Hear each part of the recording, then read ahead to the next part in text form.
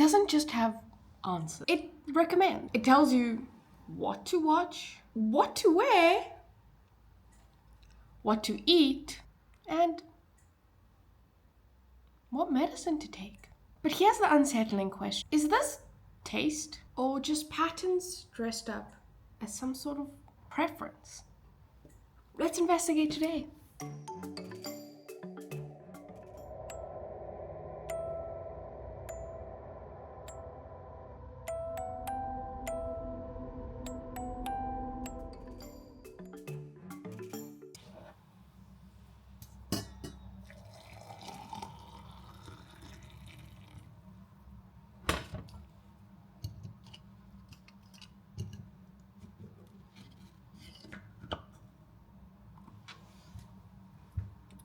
Okay, while my coffee brews, we're going to talk about taste. We assume these AI has taste.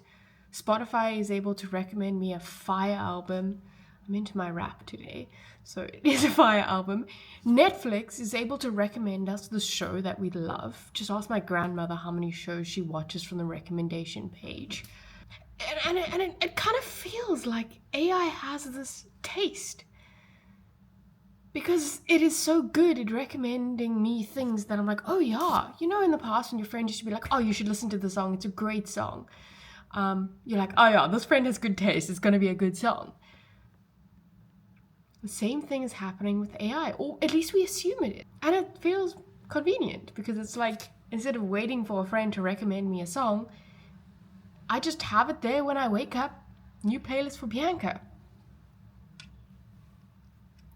We're gonna wait a little bit longer for this, and then we'll have some coffee.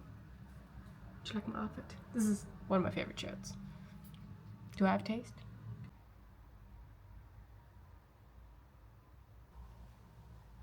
So, it's a little bit later in the day. I'm about to make some lunch. I enjoyed yesterday having a bigger lunch and a smaller dinner, so we're gonna do the same today because we have the liberty of working from home. But this is my favorite dress that I own. How beautiful is it? But we need to talk a little bit more about AI's taste. Now, you and I both know that AI doesn't necessarily have an innate preference. It doesn't. Let's use the actual example of taste. It can't taste anything. It doesn't see beauty the way in which humans see beauty. It doesn't hear music in the same way that we hear music. Like when I hear a certain song, it reminds me of a particular emotion and I feel it deeply. AI just sees numbers of decibels at a particular frequency. And if that, it even analyzes it further. So it seems like AI does have taste. So what does that mean? We know that when it recommends something and says, hey, you might like this, and we think, oh, it does have some certain type of taste, or we infer that it does, it is the statistical probability that, oh, Bianca is this type of person, she'll probably like this type of content or this type of thing or this type of answer. That's also key. It knows how I like to be responded to. AI does not have this inner sense of beauty or understanding of the world in which we understand the world. It fundamentally is just working on statistical average and predicting the next probability.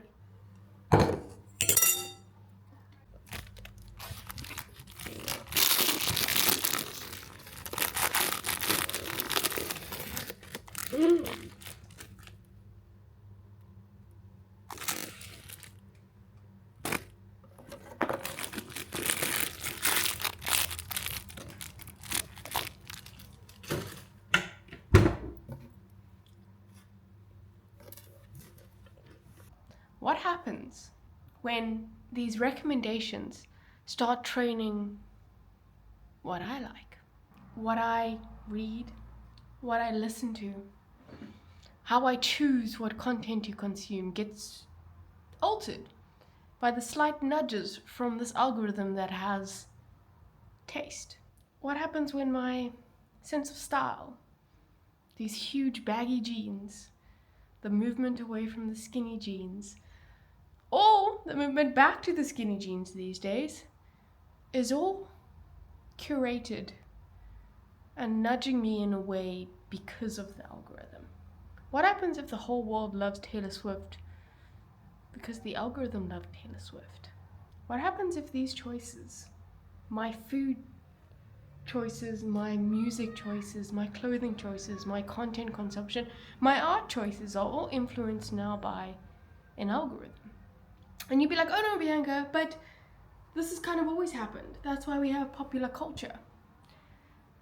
But there's something different when a machine is doing it. The machine is deciding what is the most popular and what is it optimizing for.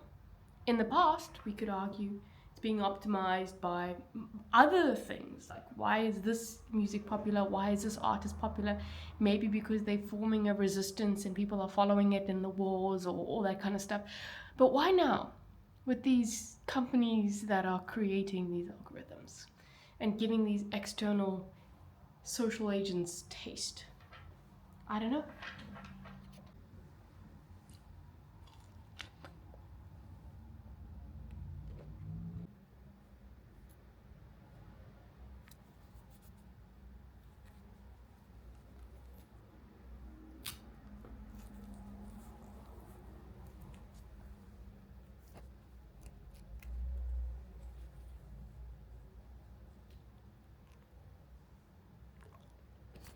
So earlier we were looking at saying, hey, you know what?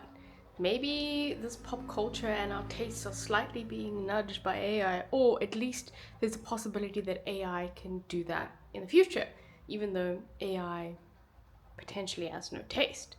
So, what is human taste?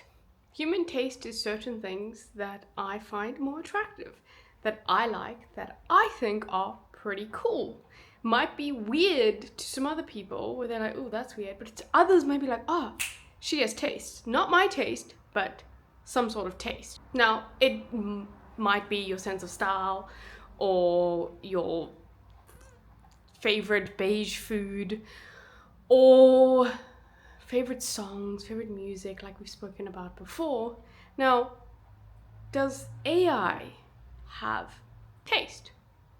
If we use the same logic, one can say yes, it does. But the underlying of what is taste, that's different. AI can potentially look cool, generate a cool picture, generate a cool song. I don't know if you heard this new K-pop artist that just came out. I'll insert a picture here. Actually insane how good they are, but it's an entirely AI generated image as well as AI generated music. But the question then comes from, where do humans get their taste? If it's not pop culture, the people that stand out might have something that's a little bit different to pop culture, where you're like, oh, that person has taste, because it veers against the norm. Now, where does this taste come from? It might come from our limits, stuff that we can't have, stuff that we aspire to want. I want to be that cool, therefore I'm going to dress like that. Or I'm going to dress away from the norm. Or I'm not going to listen to Taylor Swift, I'm going to listen to some unknown artist that has 1,000 followers on Spotify. Music is still good, the choice in clothing is still great, the food choice might still be great, but there's something that makes it good. They've curated all of these things together.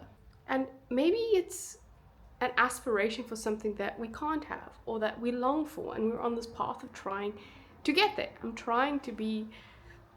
not trying to be cool, and in doing that I am cool, if that kind of that metaphor kind of makes sense. Or I'm not looking for the answer that everyone else has, I'm looking for a different answer, and in that journey your taste comes out. But AI has none of that. It has no aspirations, no journey, no nothing. It just is what it is, and it's basically curating everybody else's journey.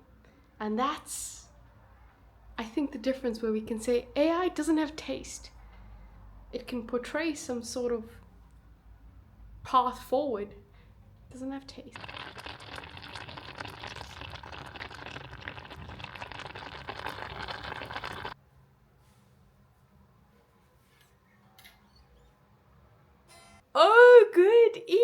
evening. If only I could wear a suit and sunglasses to bed, then I would be cool. But it's time for our thought experiment. So it goes. What if one day your personal taste was less of a reflection of you and more of a reflection of what the algorithm found easiest to predict? Now, it's an interesting take, okay? Because if we think about it, what happened years ago when there was no internet, where there was no Instagram feed, where there was none of that? How did taste develop? Was it just seeing people in public and being like, oh, this is what it is. This is what I like. I see it in other people and I try and mimic it. Probably. I don't know. I've never lived in a world where that was kind of I'm thinking in fashion terms, the forefront of fashion, but it can be applied to songs and everything.